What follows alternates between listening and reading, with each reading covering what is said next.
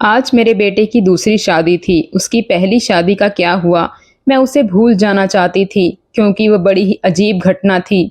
लेकिन आज उसकी दूसरी शादी थी। मुझे यकीन था कि वह मेरे बेटे का ख्याल जरूर रखेगी। मेरा बेटा अच्छे पैसे कमा रहा था, अच्छा और बहुत ही सुंदर था। वह परिवार का इकलौता वारिस था। सभी उसे बहुत प्यार करते थे, इसलिए किसी को भी यह बात अजीब नहीं लग रही थी कि उसकी दूसरी शादी इतनी जल्दी हो रही है। पर मेरा दिल धक धक कर रहा था। रात जैसे जैसे नजदीक आ रही थी, मेरा दिल भी उतनी ही तेजी से धड़क रहा था और मैं चिंतित हो रही थी। मेरी बेटी को भी इस बात का पता था और वह भी मेरी तरह चिंता में थी। वह बोली कि अगर आज भी ऐसा ही हुआ तो फिर क्या होगा। मैंने कहा, अपने मुंह से कुछ अच्छा निकालो, मैं पहले से ही चिंतित हूँ। अब तो सभी मेहमान भी आ गए हैं। पिछली बार देश में एक महामारी के कारण ज्यादा लोगों को आमंत्रित नहीं कर सके थे, लेकिन इस शादी में सभी रिश्तेदार बहुत उत्साह के साथ आए थे। इसलिए लोग पिछली शादी के बारे में ज्यादा नहीं जानते थे और यह भी नहीं जानते थे कि ऐसा क्यों हुआ था। फिर से दूसरी शादी क्यों करनी पड़ी। मेरा बेटा भी खुश था, कोई समस्या नहीं थी क्योंकि उसकी यह पत्नी पहली पत्नी से कहीं ज्यादा खूबसूरत थी और उम्र में भी छोटी थी, तो उसे तो खुश होना ही चाहिए था। सर्दी का मौसम था, ज्यादा मेहमान घर में ठहरे हुए थे। समारोह बाहर चल रहा था, नाच गाना चल रहा था, लोग आपस में हंसी मजाक कर रहे थे। मैंने अपनी जेठानी से कहा, दुल्हन दूसरे शहर से आई है, बहुत थक गई होगी, मुझे लगता है उसे दूल्हे के कमरे में नहीं भेजना चाहिए। जेठानी ने कहा, तुम्हें क्या हो गया है, उनकी अभी अभी शादी हुई है और तुम हो कि उनकी रात खराब करना चाहती हो। मानती हूँ शादी ब्याह में थकावट हो ही जाती है, लेकिन नया नया खून है, चाय कॉफी पिला दो, फ्रेश हो जाएंगे और फिर सुबह रिसेप्शन भी तो है। मैं बोली, वह बहुत थक जाएगी बेचारी। मेरी जेठानी ने कहा कि आजकल कोई भी उतना नहीं थकता, लड़कियों को तो अपनी शादी का बहुत शौक होता है, उसे अपने बेटे के कमरे में भेज दो। अब रात के 12 बज गए हैं, सुबह उठकर तैयार भी तो होना है। मुझे नहीं पता कि तुम इतना टाइम क्यों लगा रही हो, सारी रस्में हो चुकी हैं, सभी नाच गाकर थक गए हैं, बेचारी दुल्हन भी कमरे में जाना चाहती है। मेरी जेठानी तो वैसे भी बाल की खाल निकालने में माहिर थी, सबसे बड़ी थी, इसलिए मैंने सोचा इससे सलाह मशवरा कर लूं। लेकिन उन्होंने मुझे ही अपनी बातें बता दी और फिर उन्होंने खुद ही कहा कि अब वह दुल्हन कमरे में जाएगी। दुल्हन को कमरे में ले जाया गया, बाकी सबको कमरे से निकाल कर मैं थोड़ी देर दुल्हन के पास ही बैठ गई। मैंने कहा, बेटा तुम अपने परिवार में सबसे बड़ी हो, तुम बहुत ही धैर्यवान लड़की हो, इसलिए मैं तुम्हें पसंद करके लाई हूँ। देखो बेटा, जब शादी होती है तो कुछ चीजें ऐसी होती हैं जो हमें पसंद नहीं आती, लेकिन मेरी बच्ची तुम थोड़ा सब्र रखना। उसने कहा कि मुझे कुछ समझ नहीं आ रहा कि आप क्या कह रही हैं। मैंने कहा कि अगर मेरा बेटा कुछ उल्टी सीधी बात करता है तो उसकी बातों पर ध्यान मत देना, कमरे की बात कमरे में ही रखना, सुबह मुझे बता देना, मैं तुम्हारी प्रॉब्लम को सुलझाने की कोशिश करूंगी। मेरी बात सुनकर वह थोड़ा घबरा गई थी कि मैं किस विषय पर बात कर रही हूँ। वो थोड़ा घबराई हुई सी बोली। फिर उसने कहा, ठीक है, मैं पूरी कोशिश करूंगी क्योंकि इस घर की इज्जत अब मेरी भी इज्जत है। मैं दुल्हन की पीठ थपथपाकर बाहर आ गई। सब अपने अपने बिस्तर पर सोने चले गए। घर में बहुत सन्नाटा था, सब थक चुके थे, इसलिए सब सो चुके थे। जाड़े की रात में वैसे भी शांति होती है, लेकिन मैं सो नहीं पा रही थी। बहुत देर बाद आखिर मैं सोने चली गई, लेकिन मेरी आंखों में नींद नहीं आ रही थी और मेरी आंखें बार बार घड़ी की ओर ही देख रही थी। काश सुबह जल्दी हो जाती तो मेरी सारी चिंताएं खत्म हो जाती। लेकिन जैसे ही 2:30 बजे मैंने एक जोर सी चीख सुनी, फिर मुझे पता लग गया कि क्या होने वाला है। उसके बाद जोर से चीखें शुरू हो गईं। यह एक लड़की की आवाज थी, पर वह लड़की कौन हो सकती है, मैं अच्छी तरह जानती थी। सभी मेहमान भी धीरे धीरे उठने लगे थे। अचानक मेरे बेटे के कमरे का दरवाजा खुला और मेरी बहू पागलों की तरह चीखते हुए बाहर भागी। उसे पता ही नहीं चला कि उसके पास तो दुपट्टा भी नहीं है। अस्त व्यस्त कपड़ों में बाहर भागती हुई आई थी। वह कमरे से बाहर भाग जाना चाहती थी जब कुछ औरतों ने उसे पकड़ लिया और कहा, बेटा क्या हो गया, अपने आप को संभालो। सब उसको संभालने लगे, लेकिन वह बेहोश हो गई थी। जब कोई बेहोश होता है तो पानी की छींटे वगैरह मारे जाते हैं, लेकिन मेरी बहू तो पानी की छींटे मारने पर भी होश में नहीं आ रही थी। उसका पूरा शरीर ठंडा पड़ गया था। उसे फौरन अस्पताल ले जाया गया। मैं उसे अस्पताल ले जाना नहीं चाहती थी क्योंकि फिर से वही तमाशा बन जाता, लेकिन और कोई चारा भी नहीं था। बेचारी बच्ची किसी भी तरह होश में नहीं आ रही थी। उसकी माँ बाप को भी बुला लिया, उन्होंने भी एक दूसरे के कानों में बातें करनी शुरू कर दी। पता नहीं हमारी बेटी को क्या हो गया है, पता नहीं उसके साथ क्या सलूक किया है। वह सब लोग को मुझे अजीब सी नजरों से देख रहे थे, सवाल ही सवाल थे हर तरफ, और मैं बेचारी परेशान थी, हॉस्पिटल में घूम रही थी। मैंने सोचा घर जाकर अपने बेटे से पूछती हूँ कि अब उसने क्या किया है, पर वह कमरे में ही नहीं था। उसका फोन भी बंद था। कमरे की हालत तो बिल्कुल नॉर्मल थी, कोई भी ऐसी हरकत नहीं लग रही थी कि जैसी कोई चीज टूटी हो या उसने अपनी बीवी पर हाथ उठाया हो। लोगों के सवालों से बचने के लिए शायद मेरा बेटा राहुल कहीं चला गया था। फिलहाल तो मुझे बहू की फिक्र थी।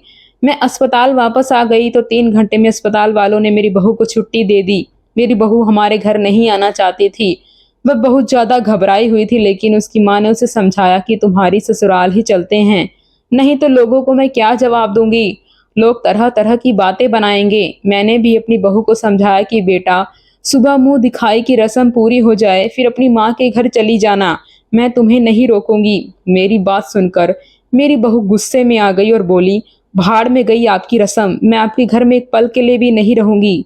मैं अपने घर जाऊंगी और मुझे अपने घर जाने से ना कोई समाज रोक सकता है ना कोई कानून। मैं एक पढ़ी लिखी लड़की हूँ और मुझे अपनी जिंदगी अपने तरीके से जीने का हक है। मुझे आपके बेटे के साथ एक पल भी नहीं रहना।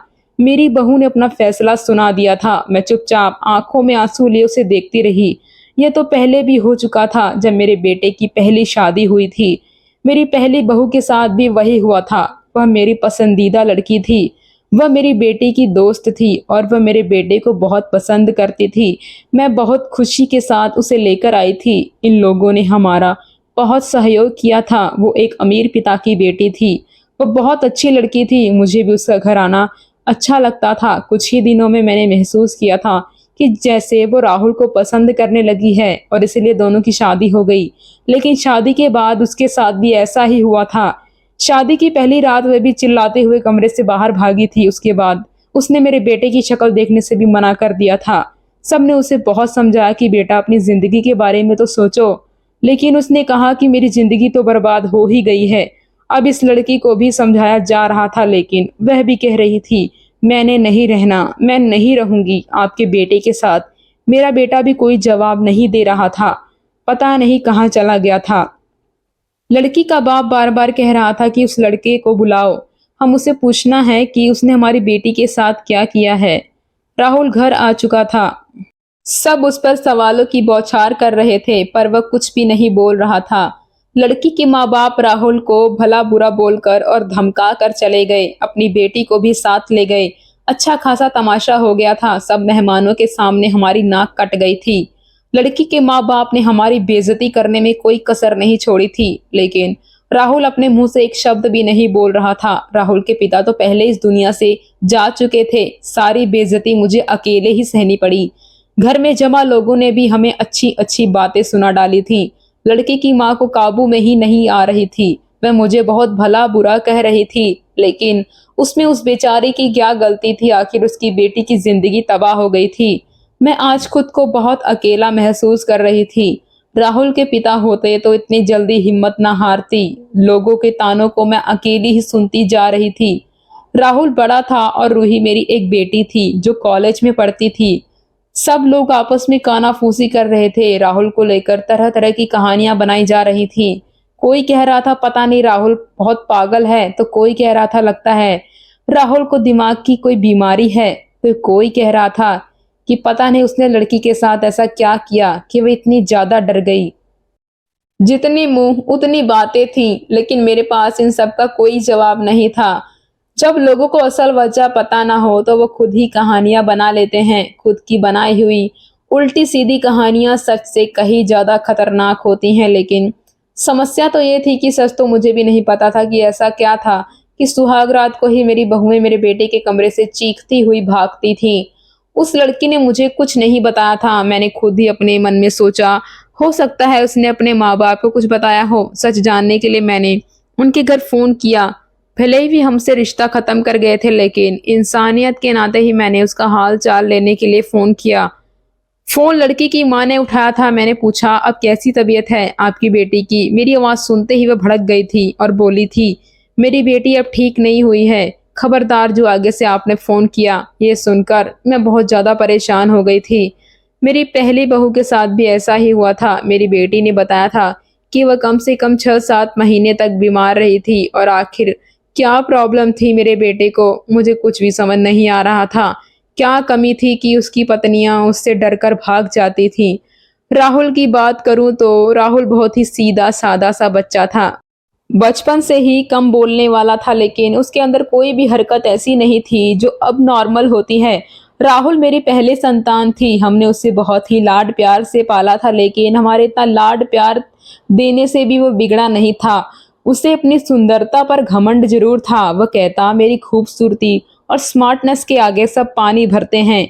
उसको पहनने ओढ़ने का बहुत शौक था। अच्छे अच्छे ब्रांडेड चीजें पहनता, पढ़ाई में भी अच्छा था, नौकरी भी टाइम से कर ली थी। अपनी बहन के लिए भी एक जिम्मेदार भाई था। अपनी बहन को कॉलेज लेकर जाता और वापस घर लेकर भी आता था। घर में खर्च के लिए पैसे भी देता। कभी मुझसे ऊंची आवाज में बात नहीं करता था। उसके दोस्त भी कोई ऐसे नहीं थे जो मैं कहती गलत संगत में पड़ गया है। कोई नशा वगैरह भी नहीं करता था। बस उसके कुछ गिने चुने ही दोस्त थे। यह सबसे अच्छा दोस्त था जो बाहर के देश में रहता था। कभी कभी उससे फोन पर बात भी होती थी। मुझसे भी अपने दोस्त की बात करवाता था। कभी कभी मुझसे कहता मम्मी क्यों ना हम रूही की शादी उसी से कर दें, बहुत ही अच्छा लड़का है। कुल मिलाकर सब कुछ नॉर्मल ही था, लेकिन ये जो तो बार बार हुआ ये बिल्कुल भी नॉर्मल नहीं था। पता नहीं मेरे बेटे में क्या कमी थी। ऐसा क्या करता था अपनी पत्नियों के साथ कि वह भाग जाती थी। दिन धीरे धीरे आगे बढ़ते गए। राहुल थोड़ा नॉर्मल हो चुका था। घर में थोड़ी बहुत बात भी करने लगा था। इस बार मैंने सोचा कि राहुल की तीसरी शादी करवाई जाए, वो भी ऐसी लड़की से जो मुझे बताए कि राहुल सुहाग रात को कमरे में ऐसा क्या करता है कि दुल्हन भाग जाती है। राहुल का दोनों पत्नियों से तलाक हो चुका था। मैं चाहती थी कि अब जो बहू आए वो घर में ही रहे, डरकर भाग ना जाए। और मैं किसी की जिंदगी भी बर्बाद नहीं करना चाहती थी, क्योंकि मैं भी एक बेटी की माँ थी और ये अच्छी तरह से जानती थी कि तलाक का धब्बा एक लड़की के लिए कितनी बड़ी बदनामी होता है। बहुत सोच विचार के बाद इस नतीजे पर पहुंची कि राहुल की शादी किसी शादीशुदा औरत से करवाऊंगी, जिससे पहले से शादी हो चुकी हो, या वो तलाकशुदा हो, या फिर वो विधवा हो। और जल्दी ही मुझे ऐसी लड़की मिल भी गई। लड़की वालों को भी शादी की जल्दी थी, इसलिए उन्होंने भी ज्यादा पूछताछ भी नहीं की। लड़की कम उम्र की थी, लेकिन बहुत ज्यादा सुंदर नहीं थी। बस ठीक ठाक थी, दुबली पतली और सामान्य नए नक्शे की लड़की थी। मैंने लड़की वालों को बताया कि मेरे बेटे की एक शादी हो चुकी है और मेरे बेटे की पत्नी कुछ समय ही रही, फिर वह छोड़कर चली गई थी। थोड़ा बहुत झूठ बोलना पड़ा, क्योंकि सच बताने की स्थिति में मैं बिल्कुल भी नहीं थी। लड़की वाले शादी के लिए राजी हो गए थे। मैंने राहुल को लड़की की फोटो दिखाई तो उसने शादी से साफ इनकार कर दिया। वह मुझे बोला मुझे नहीं करनी शादी, इतनी आम सी शक्ल सूरत की लड़की है। राहुल की बात सुनकर मैंने उसे डांटते हुए कहा था चुप हो जा, जिस तरह की तेरी हरकतें हैं उन हरकतों के चलते तो तेरी शादी कभी भी नहीं होनी चाहिए। लेकिन मैं एक माँ हूं ना, इसलिए सोचती हूँ कब तक बैठी रहूंगी और तेरा ध्यान रखूंगी। मेरे जाने के बाद कोई तो ऐसा हो जिसके साथ तू अपनी जिंदगी गुजार सके। बोलते बोलते मेरी आंखों में आंसू आ गए। मेरी आंखों में आंसू देखकर राहुल चुप हो गया, शादी के लिए रजामंदी दे दी और उठकर कमरे में चला गया। कहीं ना कहीं राहुल के दिल में चोट जरूर था। वह मुझसे नजरें चुरा रहा था, लेकिन इस बार मैंने भी तय कर लिया था कि मैं सच जानकर आऊंगी। मैंने पहले ही सोच लिया था कि इस बार मैं लड़की को अपने भरोसे पर ले लूंगी। उसे नहीं बताऊंगी कि पहले उसकी पत्नियां डरकर भाग गई थी। उसे प्यार से समझा दूंगी कि और भरोसा दिलाऊंगी कि अगर कुछ ऐसी वैसी बात है तो मुझे बताएं, उसकी समस्या का समाधान करूंगी। शादी का प्लान बहुत ही सादगी से करना था और फिर मैंने बहुत ही सादगी से राहुल की शादी कर दी। लड़की का नाम नेहा था, बहुत ही प्यारी बच्ची थी।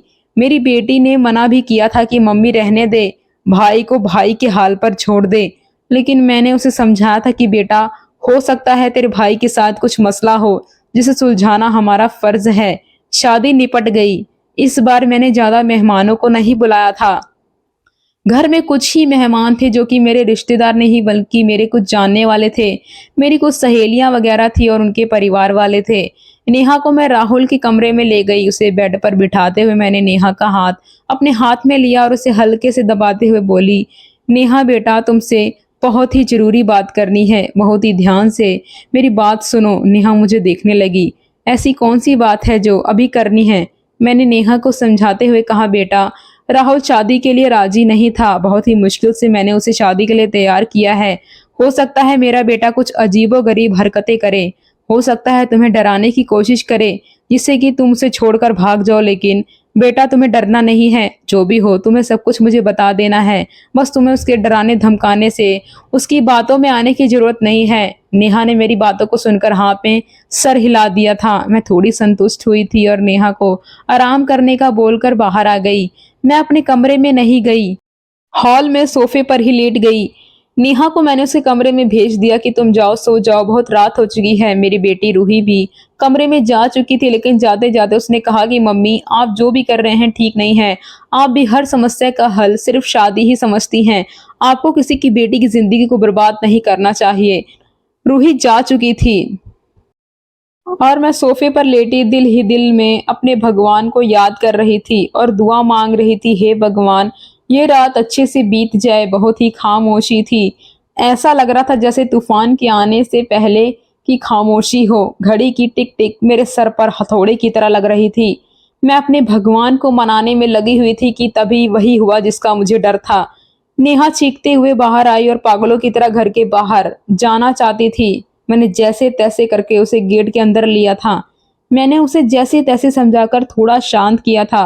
वह कुछ बोलने की स्थिति में नहीं थी। वह थोड़ा शांत हुई तो बदहवासी में बोली कि आपको अपने बेटे की पहले मेडिकल जांच करानी चाहिए थी। अगर आप ऐसा करा लेती तो आपको और मुझे ये दिन देखना नहीं पड़ता। नेहा तो बहुत ही समझदार थी, उसके पास तो कोई दूसरा ऑप्शन भी नहीं था। वह तो हर हाल में शादी को निभाने की सोची थी, लेकिन नेहा ने भी इस रिश्ते को नहीं निभाया और वह राहुल को छोड़कर चली गई। दूसरे दिन नेहा के घर से फोन आया कि वह अपने बेटे से कहकर हमारी बेटी को तलाक दिलवा दो, नहीं तो हम यह काम अदालत से भी कर सकते हैं। मैं सदमे की हालत में फोन पकड़े वही सोफे पर बैठ गई। यानी कि वो राहुल को कोई मजबूरी में भी अपनाने के लिए तैयार नहीं थे। पहले मैं जो बहुएं लाई थी वह अमीर घराने की और सुंदर पढ़ी लिखी थी, लेकिन नेहा तो विधवा थी, गरीब घराने की थी और ज्यादा सुंदर भी नहीं थी। नेहा को मैंने पहले ही सब कुछ समझा दिया था, तभी वह इतना ज्यादा बदहवास हो गई थी। आखिर ऐसी क्या कमी थी मेरे बेटे में? हम जो जेवरात दुल्हन को देते थे, दुल्हन के घर वाले शादी के दूसरे ही दिन लौटा देते थे। मैं तो दहेज भी नहीं लेती थी। फिर ऐसा क्या था कि इतनी खूबसूरत पढ़े लिखे और अमीर लड़के को छोड़कर भी लड़कियां भाग जाती थी? मेरा दिमाग सोच सोच कर फटा जा रहा था। कैसे पता लगाते कि आखिर क्या बात है? राहुल बात करने का मौका ही नहीं देता था। मैं हर वक्त राहुल पर नजर रखने लगी थी, उसकी एक एक हरकत पर ध्यान देती थी। शायद कुछ तो हो ऐसा सबूत मिल जाए जिससे मैं पता लगा सकी कि आखिर सच्चाई क्या है। उसे देखकर कभी ऐसा लगा ही नहीं कि उसमें कुछ अब नॉर्मल भी है। एकदम नॉर्मल लड़कों की तरह था जैसे और लड़के होते हैं। मुझे कोई भी रास्ता दिखाई नहीं दे रहा था। एक दिन तंग आकर मैंने राहुल के दोस्त को फोन लगाया, वही दोस्त जो विदेश में रहता था। मैंने पूछा, साहिल तुम ही एक दोस्त हो जिसे राहुल अपने दिल की सारी बातें बताता है, मुझे उसके बारे में सब कुछ बताओ। उसने अपने जीवन के बारे में तुम्हें कुछ ना कुछ जरूर बताया होगा। लेकिन यह सुनकर तो मैं हैरान हो गई कि उसने अपने दोस्त को अपने बारे में कुछ भी नहीं बताया था। बस यही बात मुझे बहुत अजीब लगी कि उसने अपने दोस्त को यह भी नहीं बताया कि मेरी 3 शादियां हो चुकी हैं और मेरी तीनों पत्नियां मुझे छोड़कर भाग गई हैं। हैरानी की बात है कि उसने यह बात अपने दोस्त को नहीं बताई, जो कि उसका सबसे अच्छा दोस्त था। ये मुझे काफी अजीब लग रहा था, लेकिन शायद उसने इसलिए नहीं बताया हो क्योंकि वह शर्मिंदा नहीं होना चाहता होगा। शादी की रात ही पत्नी का भाग जाना, वह भी 3 पत्नियों का। धीरे धीरे 6 महीने और गुजर गए। घर में सब कुछ नॉर्मल चल रहा था। राहुल को लेकर मैं ज्यादा परेशान थी। ऐसा क्या था जो शादी की रात मेरी बहुएं भाग जाती थी? मैंने एक बार फिर से राहुल की शादी के लिए सोचा। इस बार मैंने सोच लिया कि सच्चाई जानकर ही रहूंगी। इस बार मैंने लड़की को सब कुछ बता दिया, कुछ भी नहीं छुपाया। और लड़की भी किसी ऐसे घर से लाई थी जिसे शादी की सख्त जरूरत थी, क्योंकि ये लोग बहुत ही गरीब थे और उसके घर में उसके 2 छोटे भाई थे। मैंने कहा, तुम्हारे दोनों भाइयों की जिम्मेदारी मेरे ऊपर है और शादी में भी आप लोगों को कुछ भी खर्च करना नहीं पड़ेगा। लड़की को तो मैंने राजी कर लिया था, लड़की के माँ बाप भी राजी हो गए थे। मैंने ये बात लड़की के माता पिता को नहीं बताई थी, बस लड़की को बता दी थी। लड़की थोड़ा घबराई हुई थी क्योंकि मैंने शादी से पहले ही सारी बातें लड़की को समझा दी थी। पहले तो बहुत ज्यादा डर गई, डर को संभालते हुए बोली कि कुछ भी हो मैं इस शादी के लिए तैयार हूँ। अगर मेरे थोड़े से त्याग से मेरे भाइयों की जिंदगी बनती है तो मैं उसमें क्या बुराई है, जो कुछ भी होगा उसे सहन करूंगी। और वैसे भी सब कुछ औरतों को ही सहन करना पड़ता है। वो लड़की जिसका नाम कोमल था, भले ही गरीब घर की थी लेकिन बहुत ही संस्कारी और समझदार लगी। मुझे खुशी हुई कि अगर कोमल मेरी बहू बनती है और मेरे घर में टिकी रहती है तो ये मेरे लिए बहुत ही सौभाग्य की बात होगी। संस्कारी होने के साथ साथ बहुत ही समझदार भी थी। शादी मंदिर में हुई थी, सब कुछ ठीक था और हैरानी की बात तो ये थी कि रात भी गुजर चुकी थी और सुबह हो चुकी थी। सुबह होते ही मैंने एक कमरे का दरवाजा खटखटाया। दरवाजा नहीं खुला। मैं बहुत परेशान थी, कोई दरवाजा नहीं खोल रहा था। थोड़ी देर बाद कमरे की दूसरी चाबी लेकर आई और मैंने खुद ही दरवाजा खोला। कमरे के अंदर का दृश्य देखकर मेरी चीख निकल गई क्योंकि मेरी बहू बेहोश पड़ी थी और राहुल बंद कमरे में भी कहीं नजर नहीं आ रहा था। शायद बाथरूम में था। मैंने जल्दी से डॉक्टर को बुलाया। डॉक्टर ने कहा कि वह सिर्फ डर की वजह से बेहोश हुई है, उसके शरीर पर किसी भी तरह के कोई चोट के निशान नहीं हैं। राहुल के चेहरे से भी चिंता झलक रही थी कि वह भी परेशान है। इन सब हालातों से अच्छे से चेकअप करने के बाद और कुछ दवाइयां देकर डॉक्टर साहब चले गए थे। डॉक्टर ने कहा था कि कोमल को जल्दी ही होश आ जाएगा और राहुल भी तैयार होकर अपने ऑफिस के लिए निकल गया था। मैं कोमल के पास ही बैठी रही। थोड़ी देर में कोमल ने आंखें खोल दी थी। होश में आते ही वो बाहर की तरफ भागी थी, ये कहते हुए कि मुझे यहाँ नहीं रहना, मुझे अपने घर जाना है, अपने मम्मी पापा के पास। मैंने उसका हाथ पकड़ लिया। कोमल, तुम ऐसा नहीं कर सकती। मैंने तो तुम्हें सारी सच्चाई बता दी थी और तुम मान भी गई थी, फिर तुम अब ऐसा क्यों कह रही हो? लेकिन कोमल मेरी तरफ कोई भी बात सुनने के तैयार नहीं थी। रोते हुए बोली, आंटी जी मुझे माफ कर दो, मैं मजबूर हूँ, मैं यहाँ नहीं रह सकती। मैं अपने मम्मी पापा को कुछ नहीं बताऊंगी, सब कुछ हैंडल कर लूंगी, बस आप मुझे इस घर में रहने को ना कहें। लेकिन कोमल मुझे बताओ तो सही, आखिर ऐसा क्या हुआ था? मैं सच जानना चाहती हूँ। कोमल, तुमने मुझसे वादा किया था कि तुम राहुल की सच्चाई मुझे जरूर बताओगी। आंटी, राहुल के बारे में मैं कुछ नहीं बता सकती।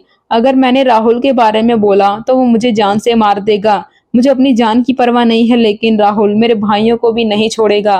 प्लीज मुझे जाने दें। उसकी आंखों में विनती के आंसू देखकर मैं उसे रोक नहीं पाई। कोमल चली गई थी। मैं इंतजार कर रही थी कि अब वो कुछ ही देर में कोमल के माँ बाप का फोन आने वाला है, लेकिन ऐसा कुछ भी नहीं हुआ। शायद कोमल ने अपने माता पिता को कुछ भी नहीं बताया था। राहुल की तीनों पत्नियां तो दूसरे दिन ही तलाक की मांग कर दी थी, लेकिन कोमल ने ऐसा कुछ भी नहीं किया था। इसका मतलब था कि कोमल अभी मेरे बेटे की पत्नी थी। मैंने सोचा कि अब मैं राहुल का चेकअप करवाऊंगी। अपने होशो हवास में तो राहुल ऐसा कभी नहीं होने देगा। इसलिए एक दिन मैंने राहुल को खाने में नींद की दवाई मिला दी। जब वो सो गया तो मैंने डॉक्टर को फोन कर दिया। डॉक्टर ने राहुल के कुछ सैंपल लिए और यह बोलकर चले गए कि जैसे ही रिपोर्ट आती है मैं आपको बताता हूँ।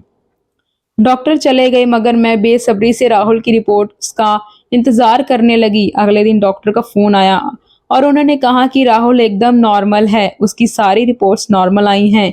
यह सुनकर तो मेरे आश्चर्य की कोई सीमा ही नहीं रही। अगर नॉर्मल है तो शादी की पहली रात में उसकी पत्नियां क्यों भाग जाती हैं? सोच सोच कर मेरा दिमाग चकराने लगा। कुछ सोचकर मैं कोमल के पास गई। कोमल के माता पिता ने मेरी बहुत ही इज्जत की। शायद उन्हें सच्चाई का पता नहीं था। उन्हें लगा था कि मैं उनकी बेटी को घर ले जाने के लिए आई हूँ। मुझे देखते ही कोमल डर गई थी। वह हम लोगों के साथ ज्यादा नहीं बैठी और अंदर कमरे में चली गई। मैं भी पीछे पीछे उसके कमरे में आ गई। मुझे देखते ही बोली, आंटी जी मैंने आपको पहले भी कहा था कि मैं आपके घर में नहीं रह सकती, फिर आप मुझे लेने क्यों आई हैं? मैंने कोमल को बहुत ही प्यार से अपने पास बैठाया और उसके सामने हाथ जोड़ते हुए बोली, कोमल मेरी उम्मीद की आखिरी किरण अब तुम ही हो। तुम ही मुझे बता सकती हो कि आखिर मेरे बेटे में क्या कमी है। यह मजबूर माँ तुमसे हाथ जोड़कर विनती करती है। मेरी आंखों में आंसू और मेरे जुड़े हुए हाथ देखकर कोमल ने मेरे हाथों को थाम लिया और बोली, आंटी जी मैं मजबूर हूँ, प्लीज आप मेरे सामने हाथ मत जोड़ो। जब कोमल किसी तरह सच्चाई बताने के लिए राजी नहीं हुई तो फिर मैंने उससे कहा ठीक है, तुम अपने मुंह से कुछ मत बताओ, मैं खुद अपनी आंखों से देख लूंगी, लेकिन तुम मेरी मदद तो कर ही सकती हो ना। तुम आज रात के लिए मेरे बेटे के कमरे में फिर से रुक जाओ, मैं सारी सच्चाई अपनी आंखों से देख लूंगी। पहले तो कोमल नहीं मानी, लेकिन फिर मेरे बहुत समझाने पर कि मैं तुम्हारे साथ रहूंगी, तुम्हें कुछ नहीं होगा, वह मान गई थी। कोमल को मैं अपने घर ले आई। कोमल के माता पिता ने बहुत ही खुशी खुशी से अपनी बेटी को विदा किया था। एक बार फिर से कोमल को दुल्हन बनाकर मैंने राहुल के कमरे में बैठा दिया और राहुल को मैंने पहले ही फोन कर दिया था कि बहू घर आ गई है, तुम भी ऑफिस से जल्दी घर आ जाना, आज मैं घर पर नहीं मिलूंगी, तुम्हारी मौसी की तबीयत खराब है, वहीं जा रही हूँ और रात भर वहीं रुकूंगी।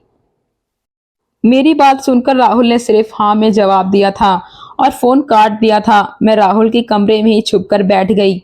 आज सब कुछ मैं अपनी आंखों से देख लेना चाहती थी। कुछ ही देर में दरवाजा खुला और कमरे में सजी सवरी बैठी कोमल पर उसने एक नजर डाली थी और बिना कुछ कहे बाथरूम में घुस गया। मैं भी छिपकर बैठी देख रही थी।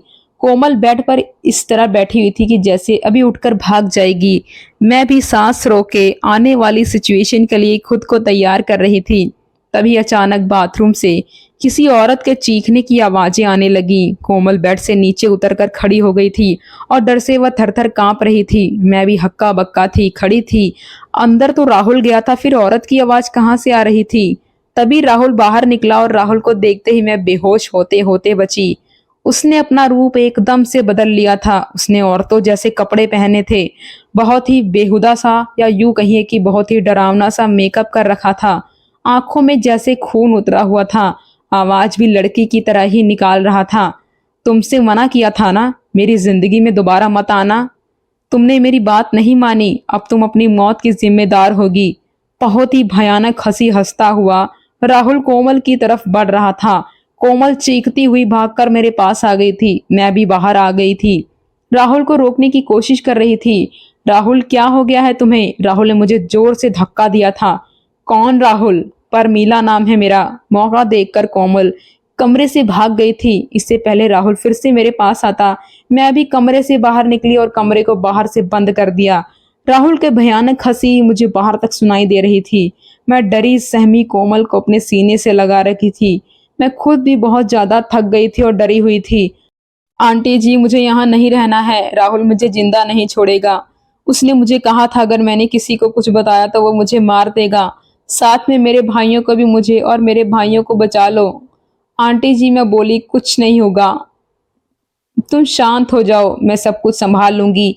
मेरा दिमाग थोड़ा थोड़ा काम करना शुरू किया तो सबसे पहला ख्याल मेरे दिल में यही आया कि शायद राहुल पर किसी भूत का साया है। कोमल को मैंने अपने रूम में ही सुला लिया था। सुबह उठते ही सबसे पहले मैंने अपने फैमिली डॉक्टर को फोन किया। 8 बजे डॉक्टर हमारे घर पर आए थे। उन्होंने सारे हालातों से अवगत कराया। साथ ही मैंने डॉक्टर से यह भी कहा कि मुझे लगता है कि राहुल पर किसी भूत का साया है। मेरी बात सुनकर डॉक्टर ने कहा था, मुझे नहीं लगता यह किसी भूत का साया है, मुझे तो राहुल एक दिमागी मरीज लगता है। उस पर पागलपन के दौरे पड़ते हैं। ऐसे मरीज किसी मूवी या किसी कहानी में डूब जाते हैं और उसी के कैरेक्टर में खुद को उतार लेते हैं। लेकिन आप टेंशन ना लें, इस मर्ज का इलाज है। अपनों के प्यार से और कुछ दवाइयों के जरिए मरीज ठीक हो जाता है। थोड़ा टाइम लगता है पर मरीज बिल्कुल पूरी तरह से ठीक हो जाता है। नई दुल्हन को देखकर राहुल पर पागलपन के दौरे पड़ते हैं और यह दौरे राहुल को क्यों पड़ते हैं, इसका सुराग उसके कमरे से ही मिलेगा। एक बार सुराग हाथ लग जाए तो उसका इलाज हम अच्छे से कर सकेंगे। डॉक्टर मुझे तसल्ली देकर चले गए थे। कोमल जाग चुकी थी, रात से थोड़ा सामान्य लग रही थी। मैंने उसे नाश्ता कराया। नाश्ता करते हुए कोमल बोली कि मुझे लगता है कि मुझे अपने घर चले जाना चाहिए। कोमल के सर पर प्यार से हाथ फेरते हुए मैं बोली, कोमल बेटा, सबसे पहले तो तुम मुझे आंटी कहना बंद करो, तुम मुझे मम्मी जी कहो। और दूसरी बात, अब यही तुम्हारा घर है। इतना सब कुछ अपनी आंखों से देखने के बाद भी आप ये कैसे कह सकती हैं? कोमल ने हैरानी से पूछा। मैंने समझ से कहा, अभी तो मेरी बात डॉक्टर से हुई है, राहुल बिल्कुल ठीक हो जाएगा। उसे थोड़े से प्यार और थोड़ी सी देखभाल की जरूरत है जो हम दोनों मिलकर उसे देंगे। मेरा यकीन करो, राहुल बहुत ही अच्छा लड़का है, तुम्हें बहुत ही प्यार से रखेगा। मेरे बहुत देर तक समझाने पर अपने माँ बाप की हालात को देखते हुए कोमल राजी हो गई थी।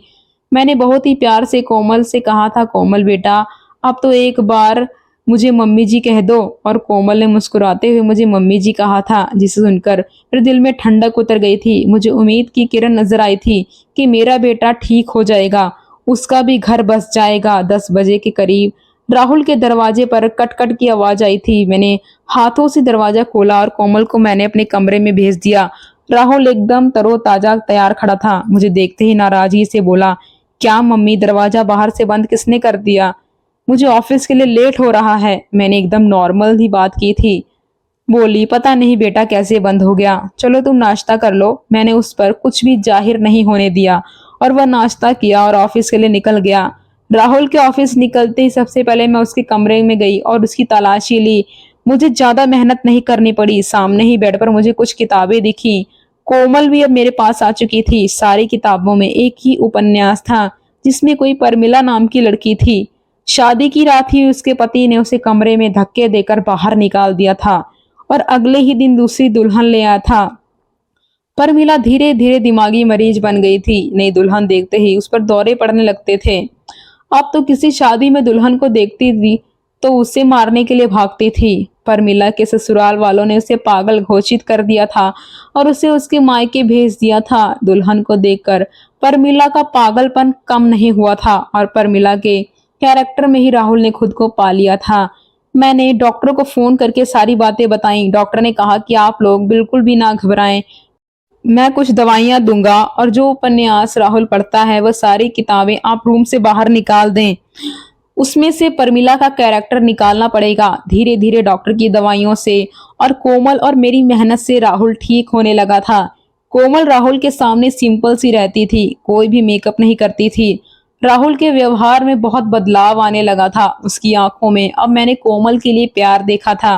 कोमल कहीं भी जाती तो राहुल की नजरें उसका पीछा करती थी। आज 3 महीने हो चुके थे और कोमल, उसकी तो मैं कायल हो गई थी। कोई बहुत ही अच्छे कर्म किए होंगे जो मुझे ऐसी बहू मिली। कोमल भी मेरे साथ मेरे कमरे में ही सोती थी, लेकिन आज मैंने सोच लिया था कि सब कुछ फाइनल हो जाना चाहिए। मुझे पूरा विश्वास है कि अब राहुल बिल्कुल ठीक हो चुका है। मैंने कोमल को कहा कि आज तुम्हें आखिरी कदम उठाना है, इसके बाद तुम्हारी जिंदगी में खुशियां ही खुशियां होंगी। वो ना समझी से मेरी तरफ देखने लगी। फिर मैंने उसे समझाया कि कोमल, आज तुम्हें दुल्हन बनकर राहुल के कमरे में बैठना होगा। मेरी बात सुनकर वह डर गई थी, लेकिन फिर जल्दी ही संभल भी गई। शायद उसे भी यकीन था कि राहुल अब ठीक हो चुका है। वह भी राहुल की प्यार भरी नजरों को समझ चुकी थी। मैंने कहा, तुम्हें डरने की कोई जरूरत नहीं है, तुम दरवाजा खुला रखना। दरवाजे के बाहर ही मैं खड़ी रहूंगी जब तक कि तुम दोनों के बीच में सब कुछ ठीक नहीं हो जाता। जैसे ही तुम्हें कुछ गलत लगे तुम तुरंत भागकर बाहर आ जाना। रात को राहुल के आने से पहले ही मैंने कोमल को दुल्हन की तरह सजाया। राहुल के बेड को भी बहुत ही खूबसूरती से सजाया था। राहुल के आने का टाइम हो गया था। मैंने कोमल को सजाकर बेड पर बैठा दिया और बाहर आ गई। थोड़ी देर में राहुल भी आ चुका था। खाना खाते हुए राहुल की निगाहें इधर उधर कुछ ढूंढ रही थी। मैं समझ गई थी कि राहुल किसे ढूंढ रहा है, लेकिन मैं अनजान बनी रही। कुछ देर बाद वह बोला, मम्मी, कोमल नहीं दिखाई दे रही, क्या कहीं गई हुई है? मेरे बोलने से पहले ही रूही बोल पड़ी, भैया भाभी तो आपके ही। मैंने बीच में ही बोलते हुए कहा, राहुल तुम पहले खाना खत्म करो, उसके बाद अपने कमरे में जाओ तो तुम्हें अपने सवाल का जवाब मिल जाएगा। खाना खाने के बाद राहुल अपने कमरे में चला गया। मेरा दिल जोरों से धड़क रहा था। अब पता नहीं क्या होने वाला है। हे भगवान, सब कुछ ठीक हो। मैं भी राहुल के पीछे पीछे चली और बाहर गेट पर ही रुक गई। मैं अंदर कान लगाकर सुनने की कोशिश कर रही थी कि अंदर सब कुछ ठीक तो है। खड़े खड़े मुझे काफी देर हो गई थी, लेकिन अभी तक कमरे में शांति थी। और फिर कुछ ही देर में मुझे कोमल और राहुल की सरगोशियां सुनाई देने लगी, प्यार में डूबी हुई सरगोशियां। मैं मुस्कुराई, मेरे अंदर तक सुकून उतर गया। मैंने मन ही मन भगवान को धन्यवाद दिया और अपने कमरे में आ गई। और सुबह मेरी आंख देर से खुली। जल्दी जल्दी उठकर मैं किचन की तरफ भागी तो कोमल को किचन में ही पहले से मौजूद पाया। मुझे देखकर उसके चेहरे पर मुस्कुराहट आ गई। कोमल की झुकी हुई नजरें और शर्मीली मुस्कुराहट से ही मैं पहचान गई कि सब कुछ ठीक है। मैंने प्यार से कोमल के माथे को चूमते हुए कहा, कोमल बेटा, तुम इतनी सुबह किचन में क्या कर रही हो? कोमल थोड़ा शर्माते हुए बोली, मम्मी जी, राहुल को कॉफ़ी चाहिए थी, वही बनाने थी। कोमल को कॉफ़ी बनाता छोड़कर मैं बाहर हॉल में आ गई थी और सोफे पर बैठकर मैंने आंखें बंद कर लीं। आज मेरे राहुल के और कोमल के जीवन में खुशियां ही खुशियां थीं। भगवान मेरे परिवार को किसी की नज़र ना लगे। तो दोस्तों, हमारी कहानी कैसी लगी कमेंट बॉक्स में ज़रूर बताना। पसंद आई हो तो लाइक ज़रूर करिएगा और चैनल पर नए हैं तो सब्सक्राइब ज़रूर कर लें ताकि ऐसी कहानियाँ आपको सुनने को मिलती रहें। Thanks for watching.